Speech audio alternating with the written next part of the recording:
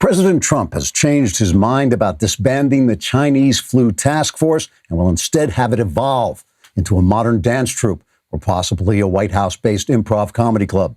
The president had said the task force would slowly shut down now that its work on the Chinese flu is over, but journalists and other useless nudges objected, saying the task force had played an important role in getting everything wrong and giving reporters a chance to ask useless gotcha questions, so it should continue throughout the summer, especially with our favorite TV shows in reruns. Since there's not much else that can be done about the Chinese flu itself until the Jews come up with a cure, Trump says he feels doctors Anthony Fauci and Deborah Birx should turn to other things. The president said, quote, perhaps they could put on a production of Romeo and Juliet. It's really one of my favorites of the Bard's works because it hovers in that vexing shadowland between comedy and tragedy, raising fascinating and profound questions about the role of chance and coincidence, not just in theater, but in human affairs as well. And that's not just me saying that. Many respected people have said as much, and they tell me Shakespeare would have been amazed at the terrific job I've done as president, unquote. Journalists also want to see the task force continue, and so does CNN's Jim, look at me, I'm Jim, Acosta, who told his three-sided mirror, quote, the task force has done such a terrible job that we have to keep them going because they're doing such a wonderful job. Without their briefings, I would just have to sit on the sofa in my underwear, screaming brain-dead and insulting non-questions at the television set, while the dread understanding of how badly I've wasted my life slowly settled over me like a shroud, unquote. The task force has now been set to work studying what the task force should do now that there's no reason for there to be a task force. Trigger warning, I'm Andrew Klavan, and this is The Andrew Klavan Show. I feel hunky-dunky, life is tickety-boo. Birds are winging, also singing hunky-dunky-doo. Ship-shaped, ipsy-topsy, the world is zippity-zing. It's a wonderful day, hurrah, hooray! It makes me want to sing. Oh, hurrah, hooray! Oh, hooray, hurrah! Here's something I've noticed all through this Chinese flu shutdown. There have been these two major stories running like the subject and counter-subject in a musical fugue, kind of weaving in and out of one another. One story has been the corruption of the press, their inability to report anything without trying to fashion it to their political purposes. They've tried to push for continued economic shutdown when even Democrat governors realize the time has come to open up. They have covered up for China when it's an oppressive and murderous regime that clearly had a role to play in starting this catastrophe. And they've been revealed as hypocrites in the Joe Biden story. And of course, they've utterly wasted all of our time asking questions at briefings that are not at all geared to gathering information. Just get Trump stuff. The other story that is woven in and out of that story has been the misuse of power by the administration of Barack Obama, now slowly coming to light. It now seems pretty clear that Michael Flynn was railroaded into a guilty plea for the purpose of keeping a useless investigation into Russia collusion alive. It now seems possible that the FBI's Peter Strzok abused his power in ways that may actually be not just wrong, but illegal. And today we have a story about Adam Schiff stalling the release of documents with no likely good reason other than to protect himself from being exposed as the liar he obviously is. And just like themes in a fugue, it may be that these two stories are really all part of one story, the untold story of the Obama administration's misuse of the federal government and how it ruined the press. The press has favored Democrats for a long time. I mean, as long as I can remember, certainly back to the Kennedy years. But under Obama, it became wholly an instrument of the party. They were snake-bit by the color of his skin. They were mesmerized by his leftist politics. They were delighted with his academic intellectual facade. And they covered an incompetent and abusive administration as if it were the second coming. Barbara Walters said just that much. We thought he was the second coming of the Messiah. As he slowly came to understand that the press would not attack him no matter what he did, Obama led the Democrats into an era of Chicago-style machine politics that we don't actually usually see at the federal level. Abusing the IRS to silence dissent, abusing the Justice Department to bully local law enforcement, abusing the FBI to investigate a rival political campaign. The press, in failing to cover Obama honestly, essentially became complicit in that dirty politics. And now, in order to cover up their bad behavior, possibly cover it up even from themselves, I'm not sure, the news media literally finds itself in the position of having to work to keep news from reaching the public. We have a news media dedicated to hiding the news. I think that what we are seeing now is that the Obama administration protected by the president's race and by the sick racial obsessions of the left and their media.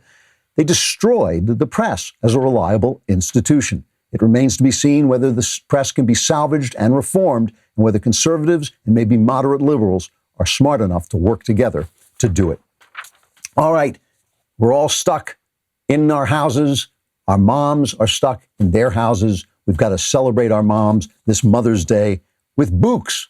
Bouques. What are bouques? Bouques is short for bouquet, right? And you can celebrate Mother's Day all month long and put a smile on mom's face each month with a flower subscription from Bouques. You get 30% off plus free shipping every time. Subscriptions are flexible, so you can pause, switch up delivery dates, or even switch recipients to cover all your bases and send flowers to your other mom.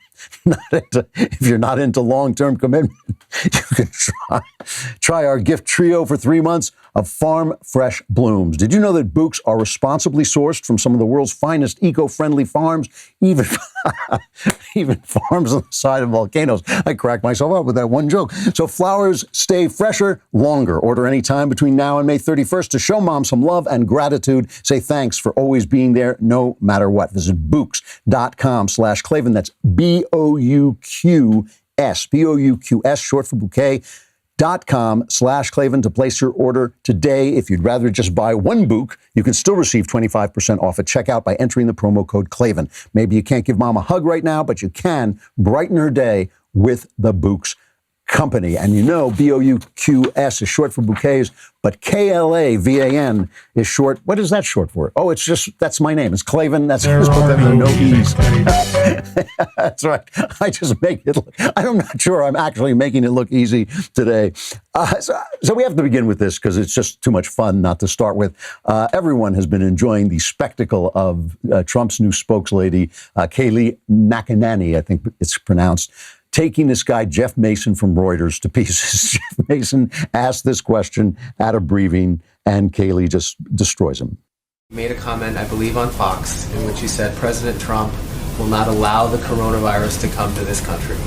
Given what has happened since then, obviously, would you like to take that back? I guess I would turn the question back on the media and ask similar questions. Does Vox want to take back that they proclaimed that the coronavirus would not be a deadly pandemic? Does the Washington Post want to take back that they told Americans to get a grip, the flu is bigger than the coronavirus? Does the Washington Post likewise want to take back that our brains are causing us to exaggerate the threat of the coronavirus? I'll leave you with those questions and maybe you'll have some answers. This is basically the story of this period of time, is the press getting hit in the face with its own hypocrisy, leaving it and the left virtually helpless to stop anything that's happening. You know, we reported that story yesterday about the lady in Dallas, Shelley Luther, who opened her salon, and the judge threw her in jail, not for opening the salon. He threw her in jail for contempt of court because she refused to apologize and basically say, oh, yes, government, you know, you rule everything. And I didn't take the judge down. You will remember yesterday, a lot of people were calling him names. He was certainly wrong to send her to jail. It was jail and a $7,000 fine. And he was certainly wrong to do that. There was an abuse of the rule of law, but I understand a judge standing up for the rule of law. But how can the press attack him? How can the press attack the people who were opposed him when they have not been standing up for the rule of law at the border? Everything they do points to their own hypocrisy. Well, now the Texas Supreme Court has ordered her released. There was a crowdfunding effort to defend her. It raised over $500,000. The governor came out and said that he changed the rules to erase the thing that she was charged under. That would not alone have gotten her released, because she was in there for contempt of court. But still, now the court has said she should be released, and she probably will be. But how can the press take any point of view when they have already sold their souls to defend the Obama administration, to defend leftism in general? They can't. They're helpless. We'll take a look at more of that because it's really happening all over. You know, it's really interesting that yet this thing about the task force. Trump says, I'm going to slowly disband the task force because basically we've done what we can do. And this is the thing. That's true. You know, the thing, it's not, obviously this is not over. We are now dealing with the kind of psychic blowback of having been lied to, and maybe lied to ourselves to some degree, about what we were doing. When we were sheltering in place, when we were closing down, we were trying to keep the curve from going so high that it that it overwhelmed our hospitals. You have to keep that in mind. I have to keep saying it because it was never true. It was never true that the people weren't going to get the disease eventually, that the same number of people weren't going to be exposed to the disease eventually. We have to go back to work and we're going to walk out into the same plague as always. This was always the case. It was always true. Not me, of course, because we have to save the Klavan. And that's, obviously that's the most, I think you can picture our country as kind of a solar system revolving around that fact. But immediately, everybody jumped on Trump. All we've heard about is how bad a job Trump is doing. Trump and the administration, all he's done is what the task force told him to do. He's followed the experts right down the line. And all we've heard is what a terrible job he's doing, So he's like, I'm shutting down the task force. It's like, wait, you can't shut down the task force. They're doing such a wonderful job.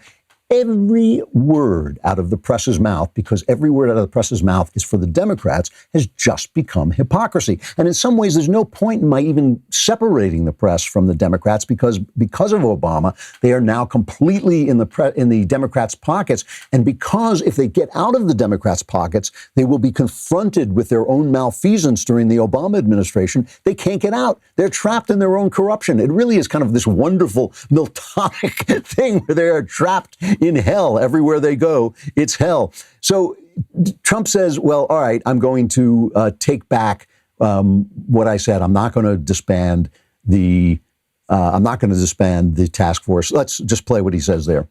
I thought we could wind it down sooner, but I had no idea how popular the task force is until actually yesterday. When I started talking about winding it down, I'd get calls from very respected people saying, I think it would be better to keep it going. It's done such a good job. It's a respected task force. It's I knew it myself. I didn't know whether or not it was appreciated by the public, but it is appreciated by the public. That is really wonderful. Now, I just want to play Chuck Todd's reaction. Chuck Todd doesn't know what to condemn next. He doesn't know how to spin this thing. This is on MSNBC, but Todd goes back and forth between MSNBC and NBC, and so there's really no point in making any distinction. Not many people watch him. He's a real problem. He's a real thorn in their side because he has no ratings, and he's a terrible, he's bad at what he does. But here's Chuck Todd reacting to Trump in general and trying to find a way to spin this narrative so he's doing something wrong. We begin tonight with a difficult question, which must be asked. Is the federal government, led by President Trump, considering, for a lack of a better word, surrendering to this virus? With more than 70,000 Americans dead, the president is telling the public that the country must reopen, even if it means more death. But he doesn't have a plan for doing that. A range of administration officials, including the president and the vice president, spent the day telling reporters yesterday that they were winding down the coronavirus task force as early as Memorial Day. That the vice president hinted at.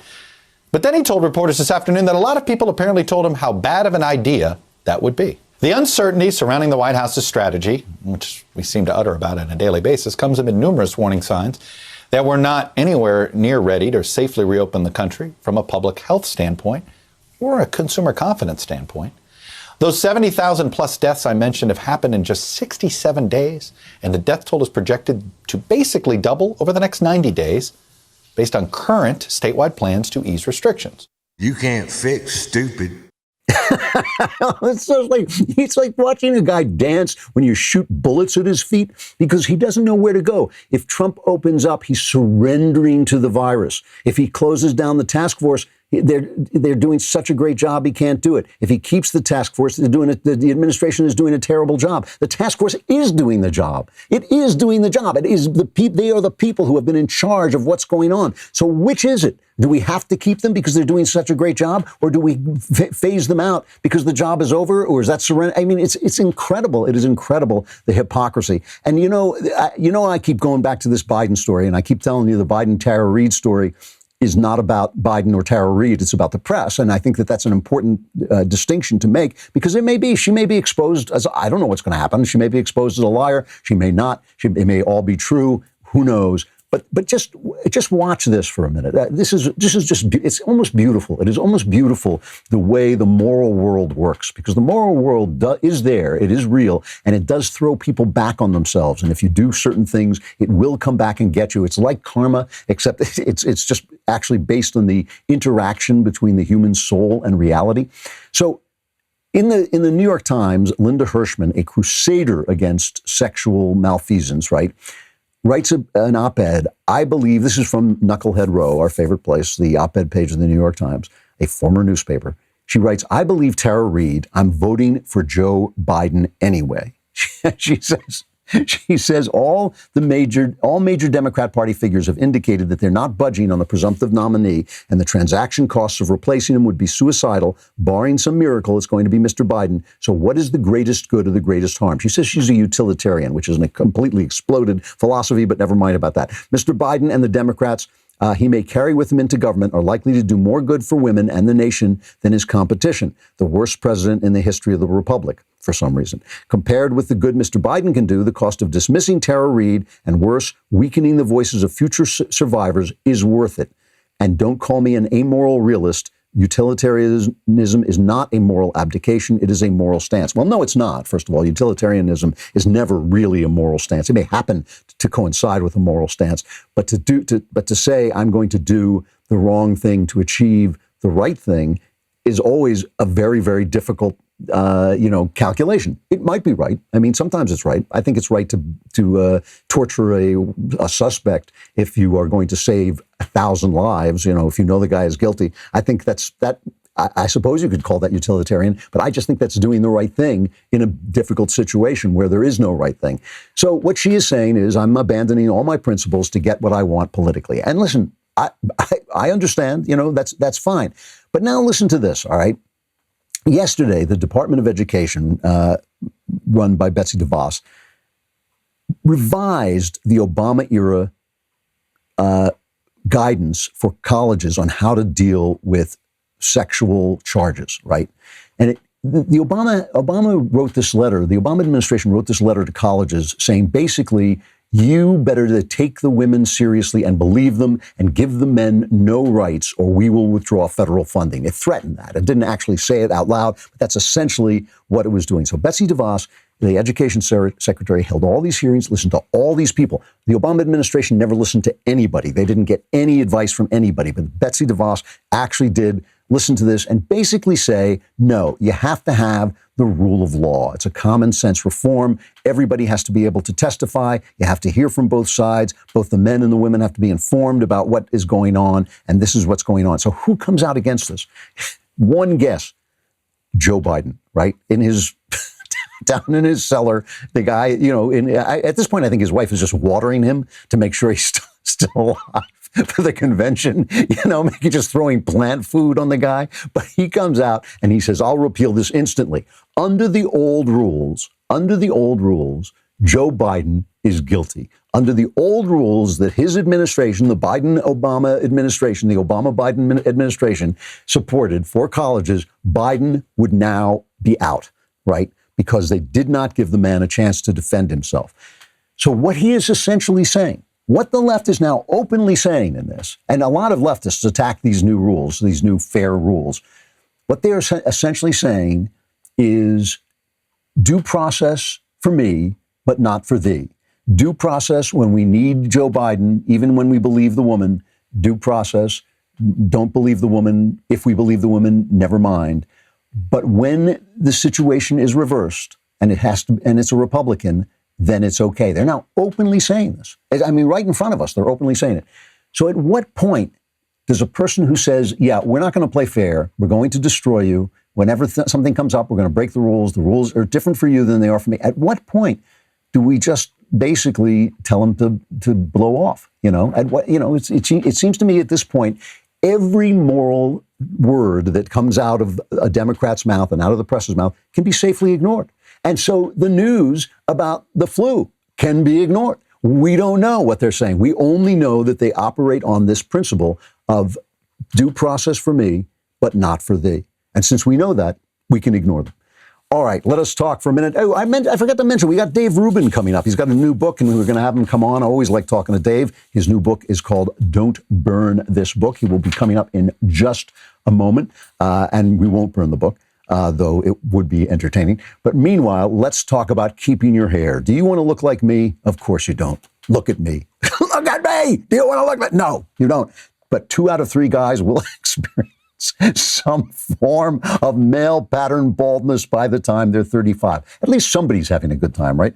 It just happens to be me. The good news is that with today's advancements in science, Keeps offers proven treatments that can combat the symptoms of hair loss and help you keep the hair you have at half the cost of your local pharmacy. On the one hand, you won't get to look like me. On the other hand, you'll have your hair. Prevention is key. Keeps treatments really work. They're up to 90% effective at reducing and stopping further hair loss. The sooner you start using Keeps, the more hair you'll save. So act fast. Many men even experience hair regrowth with Keeps treatments. Keeps has revolutionized the way men are treated for hair loss. Thanks to Keeps, you no longer have to go to the doctor's office for your hair loss prescription. Now you can visit a doctor online and get your hair loss medication delivered to your home. No more waiting rooms and no more pharmacy checkout lines. Get doctor attention and discreet drug delivery, all from the comfort and privacy of your own home. If you're ready to take action and prevent hair loss, go to keeps.com/Klavan to receive your first month of treatment for free. That's KEEPS.com/Klavan. That's KEEPS.com/Klavan.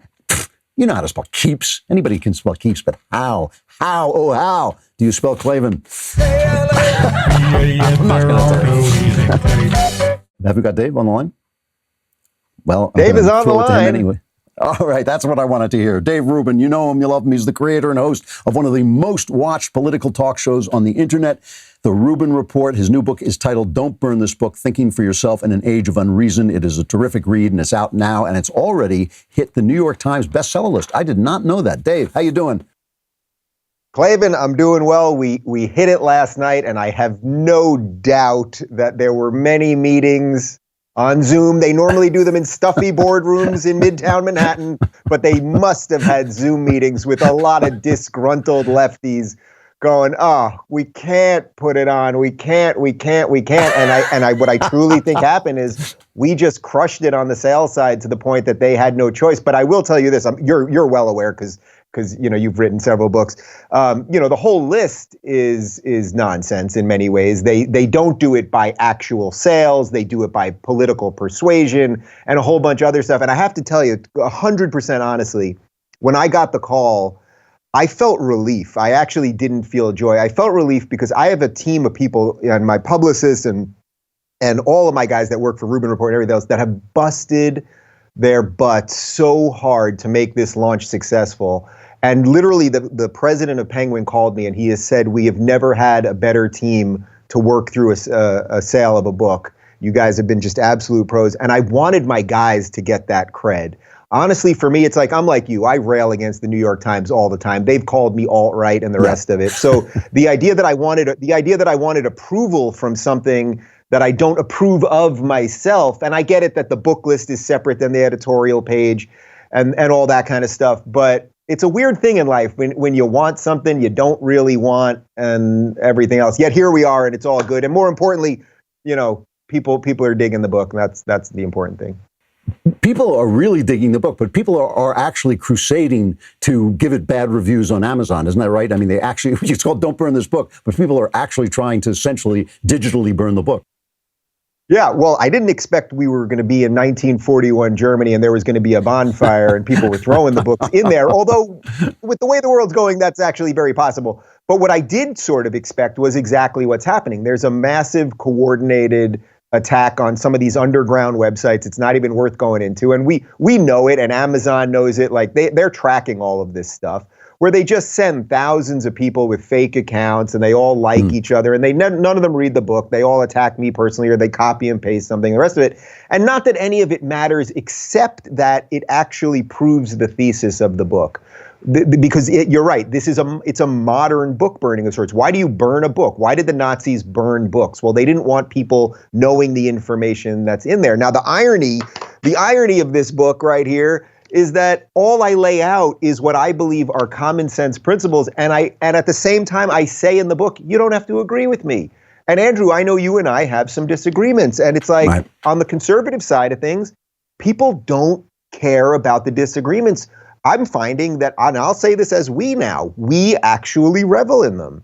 We relish them. And, I heard what you were talking about a moment ago about the Title IX thing and everything else. And it's like, yeah, these people have just lost all of their credibility. Show me anyone on the left that is remotely close to intellectually honest. And it is almost impossible to find. I would say Bill Maher is sort of like the last mini oasis in the desert, and he's trying the best he can. But I think, it's, as I keep telling all the Daily Wire guys or a lot of Star Wars people, it's like, this is the Jedi after Order 66. They've been slaughtered. There's a couple throughout the galaxy, but they don't know where anybody is. Yoda's on Dagobah and Obi-Wan is on Tatooine. And it's like, is there anyone else out here? That's the way that I felt. And yet I've been embraced by you guys. So here we are.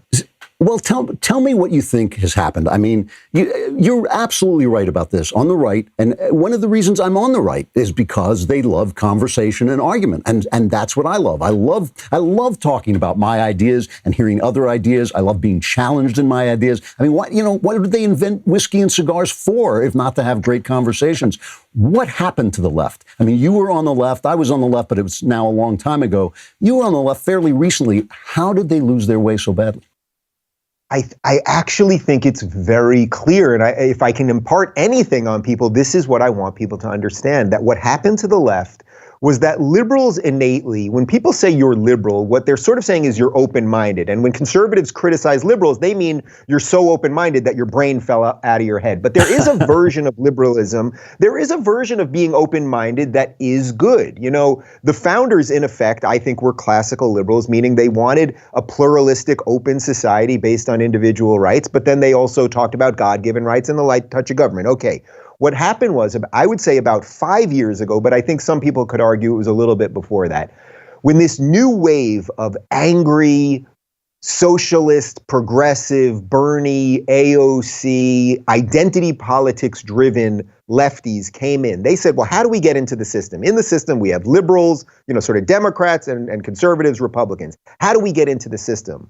Well, to break into the conservative side of that is very hard because conservatives, although they don't always live up to it, have sort of foundational principles, the Constitution, the Bill of Rights, individual rights. These are things that it doesn't mean conservatives do them right all the time, but it's a foundational set of principles that it's hard to break into. Liberals, because of the open-mindedness of liberalism, which I think is actually a good thing, liberals will kind of let any idea in there. So if you say that there are no biological differences from men and women, which of course we know that there are. Men have penises, women have vaginas. Sorry that I have to bring out the controversial stuff with you, Klavan. But suddenly liberals will go, oh, it's a social construct? Like, let's think about it. And that's because of the openness of the liberal mind. And then what happens is the progressives saw that. They saw the liberals who don't want people to be racist. And then they started finding racism everywhere. And the progressives really calculatingly, and part because of their endless hysteria and over emotion and all of that stuff, if you're young and you don't know exactly what you think yet, it sounds good, man. Everybody else is a racist. Everyone's a greedy capitalist pig. And what are you?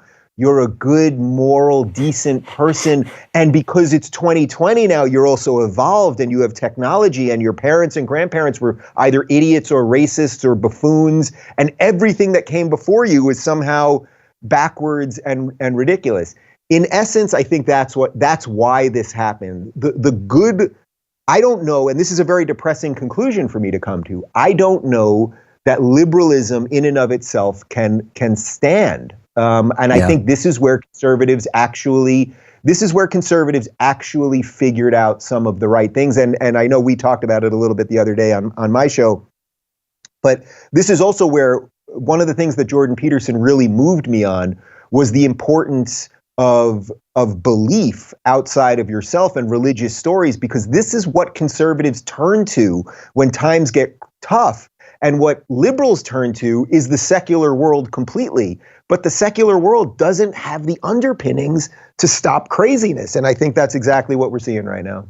Yeah, I mean, we don't always know what the truth is, but we know there is a truth, and we know we have to be grounded in that. And I think faith is an important part of that. Was there a moment for you, you talk about your debate with Larry Elder at one point in the book, and Don't Burn This Book. Was there a specific point when you started to think, I'm on the wrong side?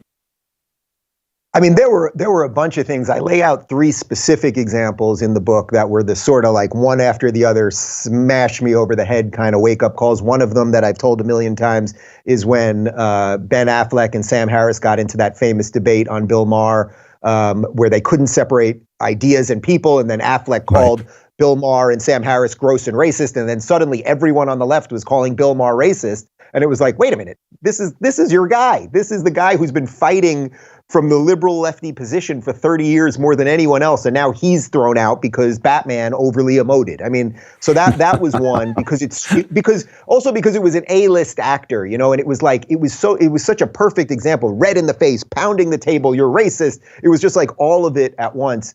The 2 others that I lay out, one of them was my final straw actually was Charlie Hebdo, because I saw lefties basically saying, oh, we can't draw cartoons of things, in effect, and stop being mean to those people. And it's like, well, wait a minute. First off, I only heard people on the right being mean to the people who committed the murder, not all Muslim people. I heard nobody saying that, but which of course is the way it should be. But this idea that, oh, we shouldn't draw cartoons because some people get upset by that. It's like, well, those same people get upset by having a gay bar in town, but you're supposed to be for gay people too. So should we not have gay bars? Because that upsets them. Or the litany of other intellectual inconsistencies. The one that you might find most interesting, I'm guessing you're familiar with David Webb on Sirius XM. Do you know David Webb on the Patriot Channel? So he's a great guy. And years ago when I was on the Young Turks, we were playing a clip. He was guest hosting, I think, for Hannity, if I'm not mistaken, on Fox News. And I'm sitting with my tolerant lefty liberal co-host, and David's just saying some conservative stuff that he believes, and they're calling him an Uncle Tom and a sellout and a self-hating black man and just the litany of awful things. And suddenly what happened was they didn't realize that I knew David Webb. We were friends because I used to have a show on Sirius XM, and I met him in the hallway one day, and I was a big lefty, a Bernie supporting lefty, and he was on the right, but we struck up a conversation. I used to go on his show every week. We'd debate stuff, and then we'd go downstairs and we'd have whiskey and a steak, and we were good. And suddenly what happened was I saw these tolerant liberals, mostly white, and I'm only using it because this is their language, seeing a black man who doesn't behave the way they want him to behave, and suddenly they feel that can give them license to call him all of the worst things in the book. And because I knew him personally, and he's a dear friend of mine to this day, and it's like, I know he believes what he says. And it is not easy to take that position. I mean, Larry Elder, Thomas Sowell, so many of these people, it's not easy to take the conservative position when you're black because of the way the left will treat you. It's like being a gay person that's a conservative, or at least say right-leaning in some way. And once I saw it, because it was a person I knew, and I saw what I realized was that this is the new pernicious racism of the left. It's not, oh, you can't go to that water fountain. It's something much worse, actually, because that's an easy racism to call out, right? Like, I know you. You would, of course, you would call out that racism. It's obvious. Every conservative would call out that racism. But this new racism, it comes guised as anti-racism. And because of that, people have a really hard time understanding what it is. So it was those 3 things that really snapped the back of this thing for me. And then actually, one other thing is that then I started meeting you guys, and that really is the truth. I started meeting you and Ben and Michael and Glenn Beck and Dennis Prager and Larry Elder and the litany of all of you guys. And every single one of you was welcoming and nice and actually shocked that I was being nice to you. And that really struck me. That really, all of you, the first time I met all of you, one way or another, you said some version of, I don't get it. How are you a liberal? You're being nice to me. And that sort of thing kind of rubbed off on me. Yeah, no, it is. That was a shock to me, too. I thought intellectual conservative was an oxymoron, and I found this incredible collection of very, very bright, very kind, very open-minded people. It's terrific. Don't Burn This Book is the name of the book. Dave Rubin, burn it if you want to burn it. Well, congratulations on getting on the Times list. And it's a terrific read. Thanks for coming on, Dave. It's good to see you. Klavan, one other thing, I heard you do the Keeps ad right before you brought me on, and you said, if you don't want to look like me, and I just want to say, Klavan, if it ever goes, I want to look like Andrew Klavan. I appreciate that. All right, but try to keep it if you can, pal. I've tried. All right, be good, my friend. Good to see you. You too. Bye-bye.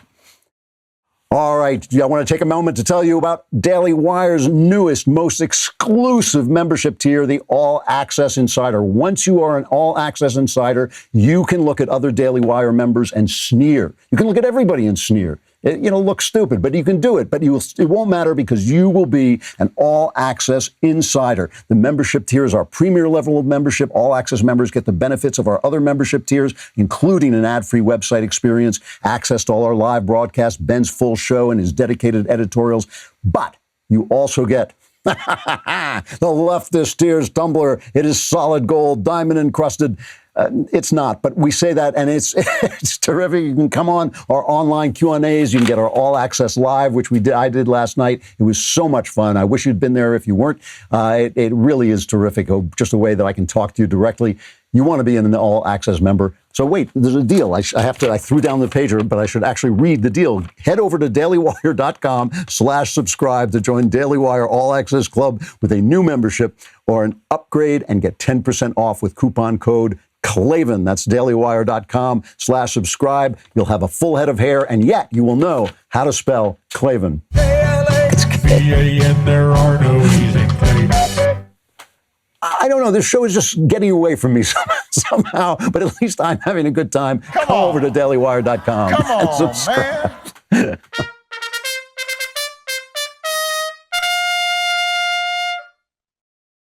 All right. We've been talking a lot over this lockdown period, which I hopefully is starting to come apart a little bit, and we're starting to come out. But talking about stuff to watch and think about. And one of the things I've always wanted to talk about, I've been trying to look at things that are short to read, and then you can watch the movie after you read them. And one of them is just a book I've recommended a number of times. I found my childhood copy of it, Shane, by Jack Schaefer. Shane is a Western novel published in 1949. It is a terrific novel. It's a famous movie, but the novel is great, and it's a really, really quick read. And I would say if you got kids, especially little boys over 12, probably, could read it with a lot of fun about a mysterious rider who comes into a family's life out in Wyoming. I believe it's Wyoming, but anyway, what he comes to is a bunch of settlers, and they have been given land essentially by the government, and the people who were out there who claimed the land and are running cattle and need all this territory, they want to run these, what they called homesteaders, off the land. And this mysterious rider comes in and becomes part of this family, a father, mother, and a son. And it became, you've probably heard the old thing, "Come back, Shane," was actually, which is one of those lines that's actually not in the movie. But in the movie, Shane was played by Alan Ladd. It's taken from being a very small novella, really, to being a tremendous, big Technicolor Western. Alan Ladd plays Shane, and Gina Arthur plays the mom. She's very beautiful. Van Heflin plays the dad. And the son, the little boy, is played by Brandon DeWilde. And DeWilde died very young, I believe, in a car accident, but he was in just a couple of movies. And I want to take a look at two of them for a really interesting reason. What Shane is about a boy he tells the story. He remembers the story in the novel. And the movie is filmed kind of from his point of view. And it's basically, he has two father figures. He has the steadfast, strong, powerful father figure who is holding his home together, who loves his mom, who is building a life out on the prairie. And then it has this mysterious guy who's great with a gun. And he is obviously kind of a bad guy, but also kind of a good bad guy. And somebody says at one point, the mother says, "Is he dangerous?" And the father says, "He's dangerous, but not to us." And I think that is the story is both the boy and the woman have to choose between what kind of man they're going to love, because there's a very, very faint touch of attraction between Shane and the mother. And it's just remarkable. And at one point, there's this very moving scene that I think all conservatives will love, where Shane takes the little boy out, Brandon DeWilde, and teaches him how to use a gun. And the mother says, "I do not want his life to be about guns. I want him to be a good man who builds a family." And this is Shane's response. Let's play this little clip from the movie. Now look, remember now, when your hand comes up, you still have room to clear your holster. Shane? Oh, hello, Mrs. Starr. I was just teaching Joey how to do a little shooting. I don't want to do You ought to see Shane shoot now. I did, Joey. He's teaching me to shoot. Yes, I know, dear. Now, you run along, get ready for the party. Oh, Mom! Go on, Joey. Guns aren't going to be my boy's life. Why do you always have to spoil everything? Bang! Bang! A gun is a tool, Marion. No better, no worse than any other tool. An axe, a shovel, or anything. A gun is as good or as bad as the man using it. Obviously, a piece of wisdom that meaning, morality come from us. They don't come from anything else. Beauty, truth, all of it comes from us. It doesn't, I mean, obviously it comes from God ultimately, but here on earth, the only people who know anything about this stuff are human beings. Dogs don't have good and bad. We don't know if animals have beauty, but they don't know what beauty is. They don't have the word beauty, and so they don't know what it is. And what he's saying here is a gun is just a piece of metal. It's just an object, but it gets meaning from the way it's used and by the person who uses it. And that is a central point of the world that they're in, that they're going to need these guns to remain, to keep a household. They're going to need to fight to keep what they have. But it's going to be it's about what you're fighting for and who you are when you use these things. For those of you who like the film Logan, Shane is a Christ story. It's a story about someone who descends into this valley and saves the valley and then goes away. And he's Shane is a Christ figure. And it's really interesting. In Logan, Shane becomes a touch point of the story. And what I think James Mangold was saying, I wrote a review of it at the time, and Mangold actually thanked me for the review, because it's a very intelligent superhero movie. As what Mangold is saying is that superheroes are the new Western, and Westerns were a way of conveying Christian values. And that is cemented in the movie when a cross falls over and becomes an X for the X-Men. And he's basically saying this story is the Christian story, is the Western story, is the superhero story. It's all one story of sacrifice and decency. What's really interesting is that the other really big movie that Brandon DeWild was in, he played almost the same character grown up, a boy caught between two versions of men. And this was HUD. HUD is based on a book, a very small novella, worth reading, good read. It's not a great novel like Shane, but it's really good, by Larry McMurtry, who he wrote Lonesome Dove, Brokeback Mountain, Terms of Endearment was based on one of his books. And HUD is about a young man who admires HUD, who is this cowhand in a modern cattle ranch. And HUD is just a troubled guy who's starting trouble, but he's romantic and he's charming, and he's got a lot going for him. And Brandon DeWild plays the young man who's caught between him and his grandfather, played by Melvin Douglas. And here's a scene where HUD and DeWild get into a big drunken brawl, and they just have a tremendously great time. This is the first of the two cuts from HUD, and the grandfather catches him. All right, he's got you drunk. What else is he giving you a taste for? All we had was a couple of drinks, is all. I don't remember you being a teetotaler. I drank. I don't object to his having whiskey. Well, something seems to be eating away at your liver. You, HUD. Like always. Hey, what are you climbing on HUD for? You think a lot of HUD, do you? You think he's a real man while you're being tucked in.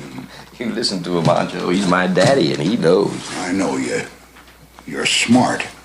You got your share of guts. You can talk a man into trusting you, and a woman into wanting you. Then I got it made, ain't I? To hear you tell it. Why don't you get it off your chest? I've been griping you all this time with what I've done to Norman. You were drunk and careless of your brother. You had 15 years to get over it. That's half of my life. That's not our quarrel and never has been. What the hell it isn't. No, boy. I was sick of you a long time before that. That, of course, is the great Paul Newman as HUD. And if you don't know Paul Newman, because sometimes people haven't watched it, I guess they've seen the gangster movie he was in at the very end. But if you don't know his early work, HUD and Cool Hand Luke, and some absolutely a hustler, absolutely terrific films. He was a really, really good movie star and a good actor, good solid actor as well. But in this too is one of the things that's really interesting about HUD is that HUD is an attractive character, and as you saw there, Melvin Douglas, the old man who's a much more caring, much more moral person, is not as attractive. He's an old crank. He's a curmudgeon. He's not what the young boy wants to be. The young boy wants to be somebody like HUD, and it takes a long time for the boy to see that there is something to what this old man is saying, that HUD is empty. He doesn't care about people. He doesn't bring values into the world. And I just want to end by playing, a famous scene from Macbeth. This is Patrick Stewart playing Macbeth. At the end of Macbeth, he is told that his wife is dead, and he makes one of the famous nihilist scenes, and I'll tell you why I link this to these two pictures. Life's but a walking shadow. A poor player that struts and frets his hour upon the stage, and then is heard no more. It is a tale told by an idiot, full of sound and fury, signifying nothing. So Macbeth is about a story about a man who basically links into evil, who becomes evil in order to achieve the things he wants. And he ends up making that fabulous nihilistic speech saying that life is meaningless. And the point here that I'm trying to get at is that what Shane understands is that meaning comes from a meeting of the man's heart with the moral world, right? That is what makes the gun just a tool, is because the man has a heart in the moral world. What the old man yells at HUD in the movie is that you're attractive, you got charm, you got style, people like you, young people look up to you, girls want to sleep with you, but you don't care. You've detached yourself from the moral world, and that makes you nothing. And what Shakespeare explained, and this is just one of the great truths of life, is you can live like that. You can live like HUD. You can win through. You can become a billionaire living like that. You can become a successful person, but life loses its meaning. Detach yourself from the moral world and life becomes empty. Macbeth doesn't see the world as nothing because the world is nothing. He doesn't see life as being worthless because life is worthless. He sees it as being worthless because he has lost the worth of it by acting outside the moral universe. This wedding between people's hearts and the moral world is where all meaning lies. It's where all joy lies. It's where all salvation lies. And that's why Shane is a Christ story, because it's a story of a man who brings that meaning into a valley and saves it. And that's what we're looking for when we look for faith. We're looking for a link to that moral world that will give our lives the meaning and joy that it's supposed to have, that the Bible calls life in abundance. All right, I got to stop there, but that means that, talking about meaninglessness, it's the Klavanless weekend, and so off you go into a world of sound and fury, signifying nothing. Survivors will gather here on Monday. I'm Andrew Klavan. This is The Andrew Klavan Show.